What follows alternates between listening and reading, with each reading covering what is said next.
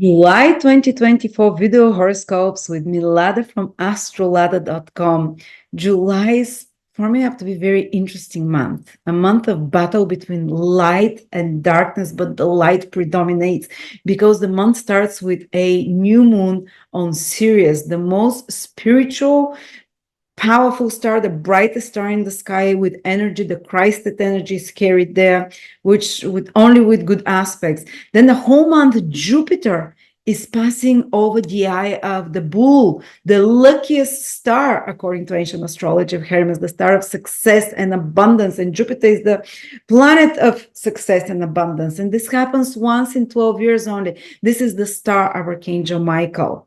So we have the energy of the Christ consciousness through the new moon coming to us. It's Sirius is the star of freedom, of being free. That's why a lot of Independence Days happen for different countries around that day. So the energy of freedom and spiritual awakening comes through the new moon, while through Jupiter, we have the energy of Archangel Michael coming who fights the dark forces. Simultaneously with that, Uranus and Mars are coming together, and in the middle of the month, they join on the critical degree, 25 degrees of Taurus, where projected the star Algol, a demonic star, the most inauspicious star. It has like demonic influence there, and it's star of catastrophes and shocks and beheadings and losing one's head. But that's the only negative influence. Or it can also be positive, because through the star Algol, you can cut off unwanted things, like the head of Medusa is cut off. You can cut off unwanted things from your life. But there is the gathering of this dark energy. But Jupiter, Archangel Michael, Sirius, the Christed energy of the ascended masters as well, energy of the teachers of humanity, is there to help us. I'm so excited. Let's dive into the 12 signs to describe it through each of the 12 signs. And before that, I want to introduce you to my new 4-hour tutorial that I've recorded for you already. On the first 12 hours, 1,000 ones were sold. So thank you so much for your trust in me. It speaks about each of the 12 signs and the 5 connected themes in the life of your rising sign, in the life of a person according to their rising sun or moon sign. Do you know that every person, every sign has 5 topics in their lives that are connected?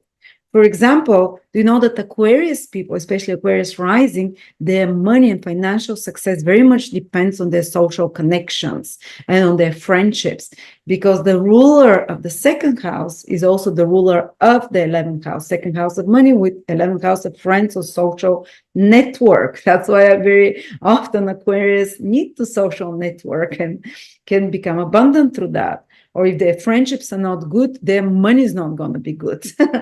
Or, for example, let's take someone else, Taurus rising. Their second house of finances is connected, is the same ruler as the 5th house. So their financial state can really change after having a children, or if they do something creative that they really love. But there's 5 such topics that are interconnected for each sign. For example, why is Scorpio such a battlesome sign? Because the ruler of Scorpio is also the ruler of the 6th house of battles, disputes, arguments, and enemies. Scorpio is the sign that has the most enemies, because the same planet that rules them rules their 6th house of enemies.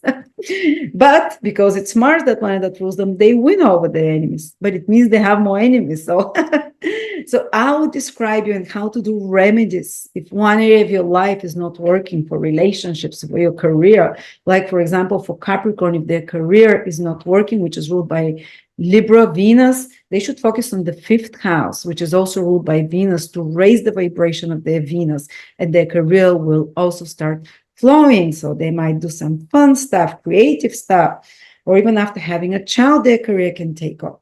But anyway, if you're interested to take this course, it's $24, 4 hours, and it becomes 39 after the 15th of July. Now let's start. Scorpio, Sun, Moon, Rising, July 2024.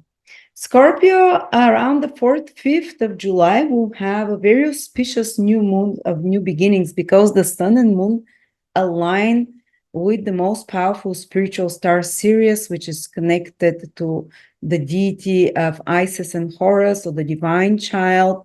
Also in Western esoteric tradition, this is the Christed being and Mother Mary. And this Sirius energy is known as impulse for freedom and impulse for uh, illumination and spiritual awakening of humanity.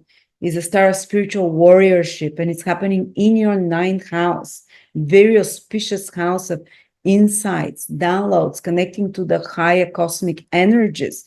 And there is nothing that goes more highly vibrational than the star Sirius, and it's the brightest star in the sky, and the sun moon aligned to that star, making a portal.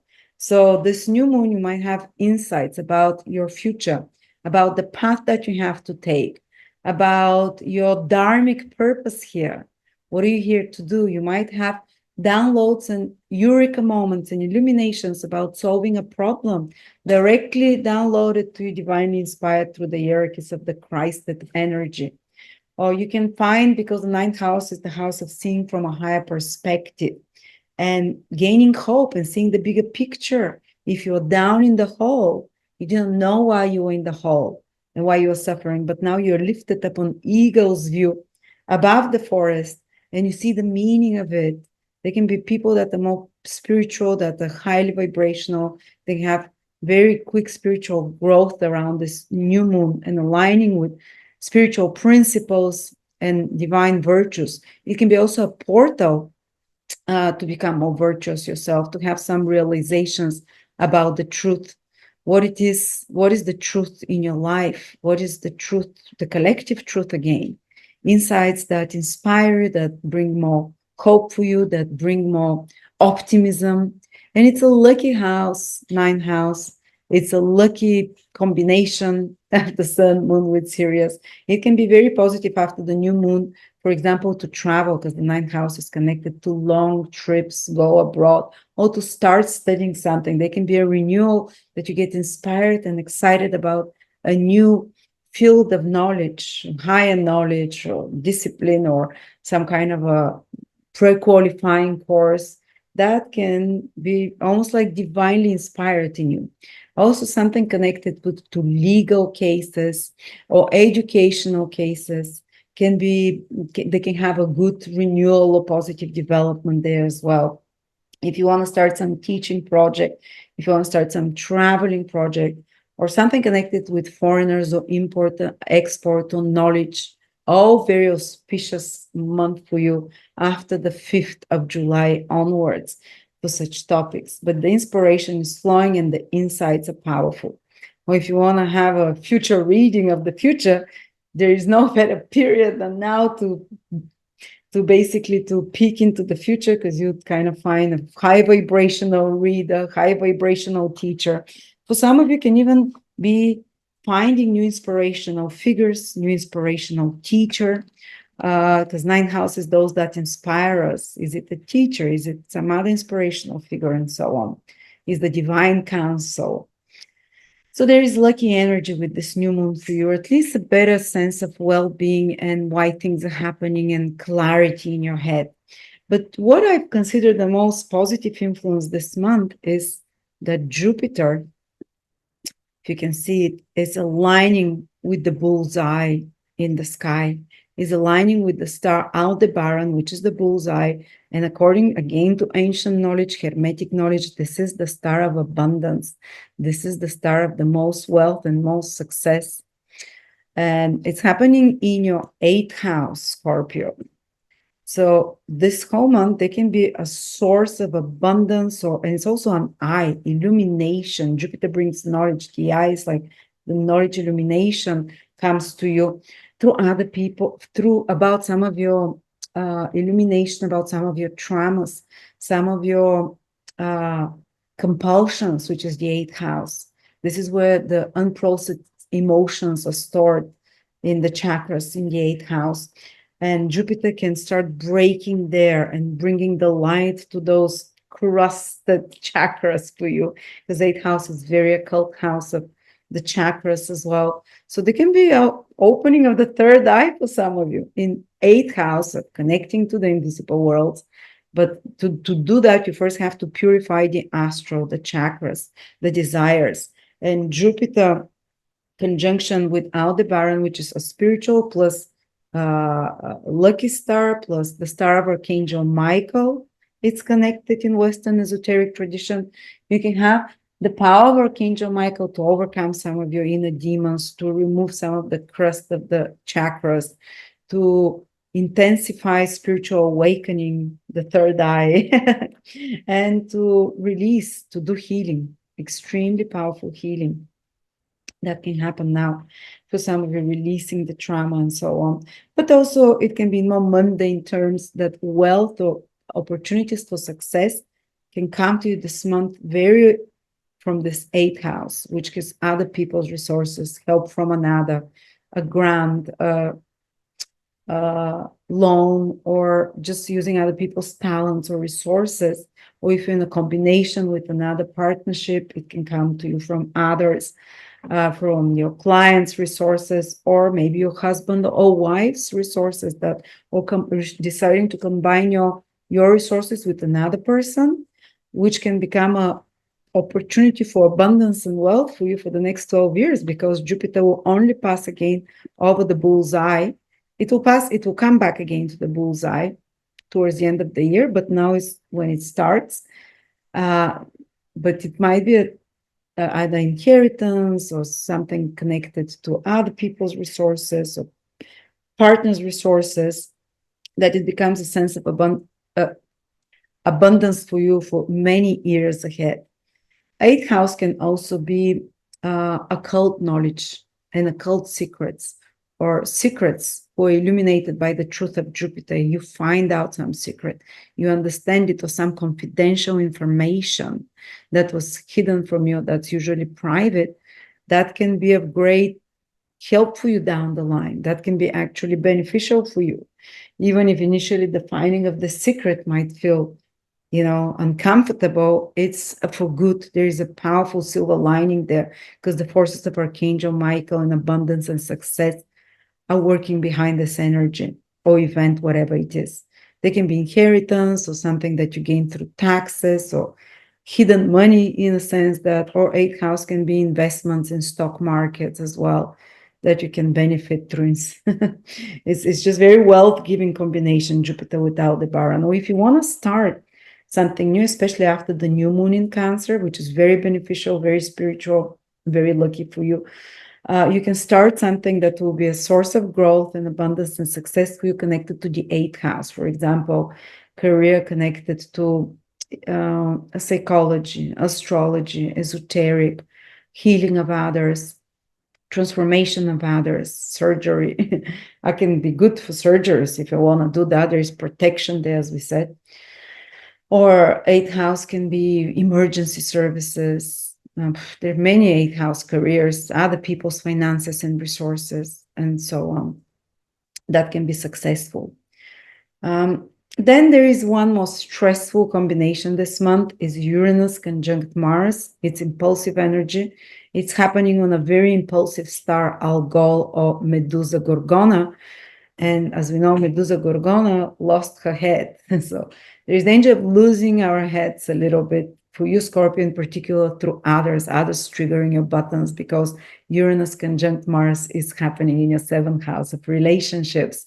So others can be the ones that around the month try not to be too reactive, try not to lose your head. It's a possibility, especially if you're Scorpio born, Sun, Moon, or Rising into the later degrees from 20 till 30 degrees, because the conjunction is happening at 25 degrees Taurus. But there is a positive connotation to this conjunction as well, because Gorgona Medusa was a monster and her head was cut. So there is this connotation of Mars and Uranus. Mars is also a sharp tool. You can cut off some people that are maybe not so good in your life now with an easy hand, fast. Uranus and Mars are fast. They don't look back. But that can entail some kind of confrontation, which is possible. But you can cut off clients or people or relationships that are not so good, and in a more ruthless way, without batting an eye, as they say. without blinking an eye. On another level, Jupiter, I forgot to mention for you, from this 8th house, spiritual influence, the whole month is holding a trine with the South Node in your 12th house.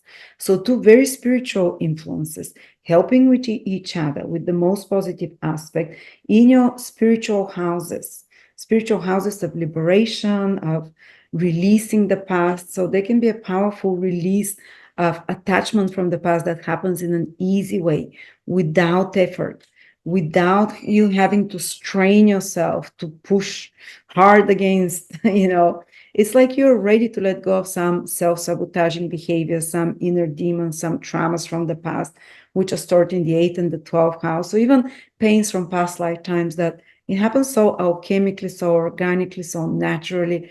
It feels like emptying of a lot of emotional muck, a lot of emotional heaviness. South Node is the dragon's tail. It releases things. This is the excretion part. Jupiter.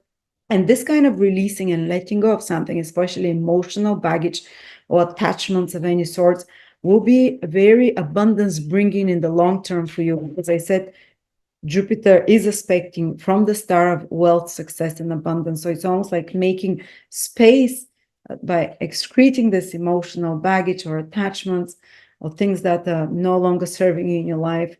So it can be psychological release, almost miracles if you work with a psychologist, with a therapist, or naturally, if you're a more introspective person, it can happen in your dream state, in your introspective, meditative states, or just like that.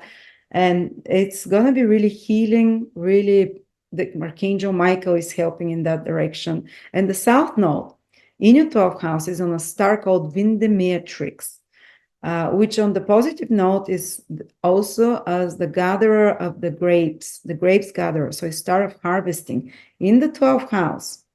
And it's a closing trine with Jupiter from the 8th house. They can be harvesting through other people's resources. They can be harvesting of some project that you're closing. They can be harvesting from spiritual efforts that you've done, because these are spiritual houses. They can be harvesting of some hidden other people's resources, or something that comes 8th house from you.